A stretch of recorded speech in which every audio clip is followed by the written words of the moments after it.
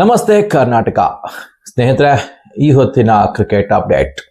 R ಅಶ್ವಿನ್ಗೆ captaincy ಪಟ್ಟ. S, R ಅಶ್ವಿನ್ಗೆ captaincy ಪಟ್ಟ ಹೇಗೆ ಸಿಕ್ತು? ಅವರು IPL ಆಡ್ತಾ ಇಲ್ಲ, ಇಂಟರ್ನ್ಯಾಷನಲ್ ಕ್ರಿಕೆಟ್ ಕೂಡ ಆಡ್ತಾ ಇಲ್ಲ. ಸೊ ಎಲ್ಲದರಲ್ಲೂ ಕೂಡ ರಾಜೀನಾಮೆ ಕೊಟ್ಕೊಂಡು ಕೂತ್ಕೊಂಡಿದ್ದಾರೆ.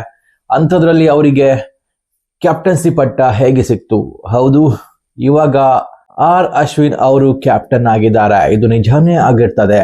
ಇದು ಎಲ್ಲಿ ಅಂತ ಹೇಳಿದ್ರೆ ಯುರೋಪಿಯನ್ T20 ಲೀಗ್ ಏನಿದೆ, ETPL, ಹೊಸದಾಗಿ ಶುರುವಾದಂತಹ ಒಂದು ಲೀಗ್ ಆಗಿರ್ತದೆ. ಇದು ಯುರೋಪಿಯನ್ T20 ಲೀಗ್ ಆಗಿರ್ತದೆ. ಸೊ ಇಲ್ಲಿ ನಮ್ಮ ಕನ್ನಡದ ಹುಡುಗರಾದಂತಹ ರಾಹುಲ್ ದ್ರಾವಿಡ್ ಏನಿದ್ದಾರೆ, ಒಂದು ತಂಡವನ್ನು ಪರ್ಚೇಸ್ ಮಾಡಿದ್ದಾರೆ. ಅದರ ಹೆಸರು ಒಂದು ಡಬ್ಲಿನ್ ಗಾರ್ಡಿಯನ್ಸ್ ಅಂತ. ಸೊ ಯುರೋಪಿಯನ್ T20 ಲೀಗ್ ನಲ್ಲಿ ನಮ್ಮ ರಾಹುಲ್ ದ್ರಾವಿಡ್ ಒಂದು ತಂಡ ಖರೀದಿ ಮಾಡಿದ್ರು. ಸೊ ಆ ತಂಡಕ್ಕೆ ಇವಾಗ ಆರ್ ಅಶ್ವಿನ್ ಅವರನ್ನು ನಾಯಕನನ್ನಾಗಿ ಆಯ್ಕೆ ಮಾಡಿದ್ದಾರೆ.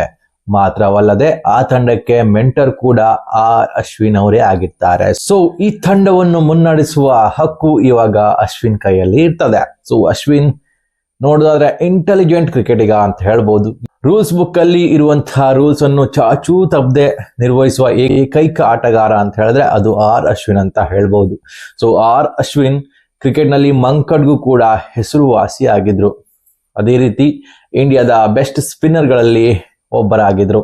ಸೊ ಅವರು ಇವಾಗ ಇಂಟರ್ನ್ಯಾಷನಲ್ ಕ್ರಿಕೆಟ್ಗೆ ಗುಡ್ ಬೈ ಹೇಳಿ ಇವಾಗ ಫ್ರಾಂಚೈಸಿ ಕ್ರಿಕೆಟ್ ಅತ್ತ ಮುಖ ಮಾಡಿದ್ದಾರೆ. ಸೊ ಅಂಥದ್ರಲ್ಲಿ ದ್ರಾವಿಡ್ ಓನರ್ಶಿಪ್ ಇರುವಂತಹ ಡಬ್ಲಿನ್ ತಂಡಕ್ಕೆ ಇವಾಗ ನಾಯಕರಾಗಿ ಆಯ್ಕೆಯಾಗಿರ್ತಾರೆ. ಇಲ್ಲೇನಾದ್ರೂ ಅವರ ಕ್ಯಾಪ್ಟನ್ಸಿ ಉತ್ತಮವಾಗಿದ್ರೆ ಖಂಡಿತವಾಗಿಯೂ ಅವರು ಮುಂದಿನ ದಿನಗಳಲ್ಲಿ ಹಲವಾರು ಲೀಗ್ಗಳಲ್ಲಿ ಆಡೋಕೆ ಅವಕಾಶ ಪಡ್ಕೊಳ್ಬಹುದು ಅಂತ ಅನಿಸ್ತಾ ಇದೆ. ಎಸ್ ಶ್ರೀಶಾಂತ್ ಅವರಿಗೆ ಕೇರಳ ಕ್ರಿಕೆಟ್ ಸಂಸ್ಥೆ ಏನಿದೆ ಬ್ಯಾನ್ ಲಿಫ್ಟ್ ಮಾಡಿದೆ ಅಂತೆ. ಸೊ ಅವರ ಮೇಲೆ 3 ವರ್ಷದ ಬ್ಯಾನ್ ಹೇರಲಾಗಿತ್ತು. ಅದನ್ನು ಇವಾಗ ವಜಾ ಮಾಡಿದೆ ಅಂತ ಹೇಳ್ಬಹುದು. ಎಸ್ ಶ್ರೀಶಾಂತ್ ಏನಿದ್ದಾರೆ ಕ್ಷಮೆಯನ್ನು ಕೂಡ ಕೇಳಿದ್ರು. ಆ ನಂತರದಲ್ಲಿ ಕೇರಳ ಈ ಒಂದು ನಿರ್ಧಾರ ಮಾಡಿದೆ, ಅವರ ಮೇಲಿರುವ ಬ್ಯಾನ್ ಲಿಫ್ಟ್ ಮಾಡುವಂತಹ ನಿರ್ಧಾರ ಮಾಡಿದೆ. ಇದರಿಂದ ಶ್ರೀಶಾಂತ್ಗೆ ಏನು ಲಾಭ ಅಂತ ಹೇಳಿದ್ರೆ ಅವರು ಮುಂದಿನ ಕೇರಳ T20 ಲೀಗ್ಗಳಲ್ಲಿ ಕೂಡ ಆಟ ಆಡ್ಬೋದಾಗಿರ್ತದೆ. ಕೇರಳ ಪರ ಆಟ ಆಡ್ಬೋದು. ಸೊ ಈ ಬ್ಯಾನ್ ಲಿಫ್ಟ್ ಆಗಿದ್ರಿಂದ ಶ್ರೀಶಾಂತ್ಗೆ ಈ ಒಂದು ಅವಕಾಶ ಸಿಗ್ತಾ ಇದೆ. ಸೊ ಏನಪ್ಪಾ ಕಾಂಟ್ರವರ್ಸಿ ಅಂತ ಹೇಳಿದ್ರೆ ಕೇರಳ ಕ್ರಿಕೆಟ್ ಸಂಸ್ಥೆಯ ಮೇಲೆ ಇವರು ಸ್ವಲ್ಪ ವಾದ ವಿವಾದ ಜಾಸ್ತಿ ಆಗಿತ್ತು. ಸೊ ಆ ರೀತಿಯಲ್ಲಿ ಕೇರಳ ಕ್ರಿಕೆಟ್ ಸಂಸ್ಥೆ ಏನಿದೆ ಸ್ಟ್ರಿಕ್ಟ್ ಆಗಿ ರೂಲ್ಸ್ ಮಾಡಿದ್ರು, ಇವರಿಗೆ 3 ವರ್ಷ ಕೇರಳದಲ್ಲಿ ಆಟ ಆಡೋಕಿಲ್ಲ ಅಂತ. ಸೊ ಅದೇ ರೀತಿ 3 ವರ್ಷ ಆಗಿದೆ ಅಂತ ಹೇಳ್ಬೋದು. ಸೊ ಇವಾಗ ಅವರು ಕ್ಷಮೆನೂ ಕೂಡ ಕೇಳಿದ್ದಾರೆ. ಸೊ ಅದರಂತೆ ಕೇರಳ ಕ್ರಿಕೆಟ್ ಸಂಸ್ಥೆ ಏನಿದೆ ಅದು ಇವರ ಮೇಲಿರುವ ಬ್ಯಾನ್ ಅನ್ನು ಲಿಫ್ಟ್ ಮಾಡಿದೆ ಅಂತ ಹೇಳ್ಬಹುದಾಗಿರ್ತದೆ. ಸೊ ಬ್ಯಾನ್ ಏನಿದೆ ಅದನ್ನು ತೆಗೆದು ಹಾಕಿದ್ದಾರೆ. ಆದ್ರೆ ಶ್ರೀಶಾಂತ್ ನಲ್ಲಿ ಇನ್ನೂ ಕೂಡ ಕ್ರಿಕೆಟಿಂಗ್ ಉಂಟಾ, ಅದು ಕೂಡ ಇಲ್ಲಿ ಅನುಮಾನವಾಗ್ತದೆ. ಯಾಕಂತ ಹೇಳಿದ್ರೆ 3 ವರ್ಷ ಒಬ್ಬ ಪ್ಲೇಯರ್ ಕ್ರಿಕೆಟ್ ಇಂದ ದೂರ ಉಳಿದ ಅಂತ ಹೇಳಿದ್ರೆ ಅವನ ಫಾರ್ಮ್ ಆಗಿರ್ಬೋದು ಅಥವಾ ಅವನ ಫಿಟ್ನೆಸ್ ಆಗಿರ್ಬೋದು ಇದೆಲ್ಲವೂ ಕೂಡ ದೂರ ಹೋಗ್ತದೆ. ಅಂಥದ್ರಲ್ಲಿ ಮತ್ತೆ ಕಮ್ ಬ್ಯಾಕ್ ಮಾಡ್ತಾರಾ ಶ್ರೀಶಾಂತ್? ಇದು ಕಾದು ನೋಡ್ಬೇಕಾಗಿರುವಂತಹ ವಿಷಯ ಆಗಿರ್ತದೆ. ಇನ್ನು ನೆಕ್ಸ್ಟ್ ಅಪ್ಡೇಟ್ ಬಂದು ಇಂಡಿಯಾ ಹಾಗೂ ಇಂಗ್ಲೆಂಡ್ ನಡುವಿನ ಸರಣಿಯದ್ದಾಗಿರ್ತದೆ. ಸೊ ಫಸ್ಟ್ ಮ್ಯಾಚ್ ಏನಿದೆ ಮಳೆಯ ಕಾರಣ ರದ್ದಾಗ್ತದೆ. ಆದ್ರೆ ಇಲ್ಲಿ ಒಂದು ಇಂಪಾರ್ಟೆಂಟ್ ವಿಷಯ ನಡೀತದೆ. ಏನಂತ ಹೇಳಿದ್ರೆ ಟೀಮ್ ಇಂಡಿಯಾದ T20ಯ ಓಪನರ್ ಆದಂತಹ ಅಭಿಷೇಕ್ ಶರ್ಮಾ ಏನಿದ್ದಾರೆ ಒಂದು ಹೊಸ ದಾಖಲೆ ಮಾಡಿದ್ದಾರೆ. ಆ ದಾಖಲೆ ಏನಂತ ಹೇಳಿದ್ರೆ 20 ಅಥವಾ 20 ಬಾಲ್ಗಳಿಂದ ಕಡಿಮೆ ಬಾಲಿನಲ್ಲಿ ಅರ್ಧ ಶತಕ ಸಿಡಿಸಿದಂತಹ ಆಟಗಾರರಾಗಿರ್ತಾರೆ. ಅದು ಅಭಿಷೇಕ್ ಶರ್ಮಾ. ಅರ್ಧ ಶತಕ ಎಲ್ಲರೂ ಮಾಡಿರ್ತಾರೆ, ಆದರೆ ಅತಿ ಹೆಚ್ಚು ಅರ್ಧ ಶತಕ ಮಾಡಿದ್ರಲ್ಲಿ ಅಭಿಷೇಕ್ ಶರ್ಮಾ ಮೊದಲ ಬ್ಯಾಟರ್ ಆಗಿರ್ತಾರೆ. ಸೊ ಇದಕ್ಕೂ ಮುಂಚೆ ಯುವರಾಜ್ ಸಿಂಗ್ ಏನಿದ್ದಾರೆ 20 ಅಥವಾ ಅದಕ್ಕಿಂತ ಕಡಿಮೆ ಬಾಲ್ ನಲ್ಲಿ 3 ಬಾರಿ ಅರ್ಧ ಶತಕ ಸಿಡಿಸಿದ್ರು. ಆದ್ರೆ ಇವಾಗ ಅಭಿಷೇಕ್ ಶರ್ಮಾ ಏನಿದ್ದಾರೆ 5 ಬಾರಿ ಆ ಒಂದು ದಾಖಲೆಯನ್ನು ಮಾಡಿದ್ದಾರೆ. ಸೊ 20 ಬಾಲ್ ನ ಒಳಗೆ ಅರ್ಧ ಶತಕ ಸಿಡಿಸಿದ್ದು ಒಂದು ದಾಖಲೆ ಆಗಿರ್ತದೆ. ಆ ದಾಖಲೆಯನ್ನು ಅಭಿಷೇಕ್ ಶರ್ಮಾ 5 ಬಾರಿ ಮಾಡಿದ್ದಾರೆ. ಸೊ ಈ ರೀತಿ ಮಾಡಿದ ಇಂಡಿಯಾದ ಮೊದಲ ಬ್ಯಾಟರ್ ಆಗಿರ್ತಾರೆ. ನಂತರದ ಸ್ಥಾನದಲ್ಲಿ ಯುವರಾಜ್ ಸಿಂಗ್ ಬರ್ತಾರೆ. ಅವರ ಶಿಷ್ಯನೇ ಆಗಿರ್ತಾರೆ ಅಭಿಷೇಕ್ ಶರ್ಮಾ.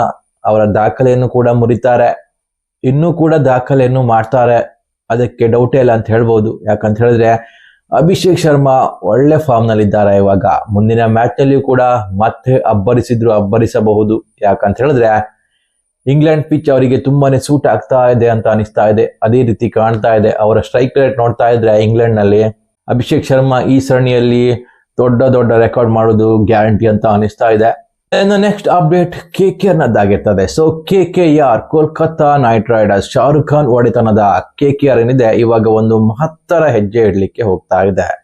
ಏನಪ್ಪಾ ಆ ಒಂದು ಹೆಜ್ಜೆ ಅಂತ ಹೇಳಿದ್ರೆ, ಇದು ಕ್ರಿಕೆಟ್ ಅಂಗಳದಲ್ಲಿ ಅಲ್ಲ, ಕ್ರಿಕೆಟ್ ಅಂಗಳವನ್ನೇ ಸೃಷ್ಟಿ ಮಾಡೋಕೆ ಹೊರಡ್ತಾ ಇದ್ದಾರೆ. ಹೌದು, ಈ ರೀತಿ ಮಾಡಿದಂತಹ ಏಕೈಕ ಫ್ರಾಂಚೈಸಿ ಅಂತ ಹೇಳ್ಬಹುದಾಗಿರ್ತದೆ. ಸದ್ಯದ ಮಟ್ಟಿಗೆ ಯಾವೊಂದು ಫ್ರಾಂಚೈಸಿಗಳು ಕೂಡ ಈ ಒಂದು ಕಾರ್ಯ ಮಾಡಿಲ್ಲ ಅಂತ ಹೇಳ್ಬೋದು. ಆ ನಿಟ್ಟಿನಲ್ಲಿ ನೋಡೋದಾದ್ರೆ KKRಗೆ ಹ್ಯಾಟ್ಸ್ ಆಫ್ ಹೇಳಲೇಬೇಕು. ಯಾಕಂತ ಹೇಳಿದ್ರೆ KKR ಇವಾಗ ತನ್ನದೇ ಆದ ಒಂದು ಕ್ರಿಕೆಟ್ ಕ್ರೀಡಾಂಗಣ ನಿರ್ಮಾಣ ಮಾಡ್ತಾ ಇದೆ. ಎಸ್, ಇದು ನಿಜಾನೇ. ಈ ಕ್ರಿಕೆಟ್ ಗ್ರೌಂಡ್ ಏನಿದೆ ICCR ರೂಲ್ಸ್ ಏನಿದೆ ಅದರಂತೆ ನಿರ್ಮಾಣ ಮಾಡಲಾಗ್ತಾ ಇದೆ ಅಂತೆ. ಸೊ ಫ್ಲಡ್ ಲೈಟ್ ಇರ್ಬೋದು, ಹಾಗೇನೆ ಪಿಚ್ ನ ವ್ಯವಸ್ಥೆ ಇರ್ಬೋದು, ಇದೆಲ್ಲವೂ ಸೇರಿ ICCR ರೂಲ್ಸ್ ನಲ್ಲಿ ಯಾವ ರೀತಿಯ ಕ್ರಿಕೆಟ್ ಗ್ರೌಂಡ್ ಬೇಕಾಗಿದೆಯೋ ಅದೇ ರೀತಿ ಇವರು ನಿರ್ಮಾಣ ಮಾಡ್ತಾ ಇದ್ದಾರೆ. ಒಂದು ಕ್ರಿಕೆಟ್ ಗ್ರೌಂಡ್ಗೆ ಏನೆಲ್ಲ ಅವಶ್ಯಕತೆ ಇದೆಯೋ ಸೇಮ್ ಟು ಸೇಮ್ ನಿರ್ಮಾಣ ಮಾಡ್ತಾ ಇದ್ದಾರೆ ಅನ್ನುವಂತಹ ಅಪ್ಡೇಟ್ ಇದೆ. ಅಂತದ್ರಲ್ಲಿ ನೋಡೋದಾದ್ರೆ ಕ್ರಿಕೆಟ್ ಅಭಿಮಾನಿಗಳಿಗೆ ಇದು ಬೆಸ್ಟ್ ಅಂತ ಹೇಳ್ಬೋದು. ಅದೇ ನಿಟ್ಟಿನಲ್ಲಿ KKR ಏನಿದೆ ಈ ಒಂದು ಕ್ರಿಕೆಟ್ ಗ್ರೌಂಡ್ ನಿರ್ಮಾಣ ಮಾಡೋಕೆ ಹೊರಟಿದೆ. ಇದು ಈ ಹೊತ್ತಿನ ಕ್ರಿಕೆಟ್ ಅಪ್ಡೇಟ್. ಯಾರಿಗಾದ್ರೂ ಇಷ್ಟ ಆದ್ರೆ ಲೈಕ್ ಮಾಡಿ, ಹಾಗೇನೆ ಸಬ್ಸ್ಕ್ರೈಬ್ ಮಾಡೋದಂತೂ ಮರಿಬೇಡಿ. ಇನ್ನೊಂದು ಮನವಿ ನಿಮ್ಮಲ್ಲಿ ಏನಂತ ಹೇಳಿದ್ರೆ, ಒಂದು ವೇಳೆ ಸಬ್ಸ್ಕ್ರೈಬ್ ಮಾಡಿದ್ರಿ ನಿಮ್ಗೆ ಇಷ್ಟ ಆಯ್ತು ಅಂತ ಹೇಳಿದ್ರೆ ಪುನಃ ಅನ್ಸಬ್ಸ್ಕ್ರೈಬ್ ಮಾಡೋಕ್ಕೆ ಹೋಗಬೇಡಿ. ಇದರಿಂದ ನಮ್ಗೆ ತುಂಬಾನೇ ಡಿಮೋಟಿವೇಟ್ ಆಗ್ತದೆ. ಸೊ ಇಷ್ಟ ಆದಲ್ಲಿ ಸಬ್ಸ್ಕ್ರೈಬ್ ಅಂತೂ ಮಾಡಿ. ನಮಸ್ಕಾರ.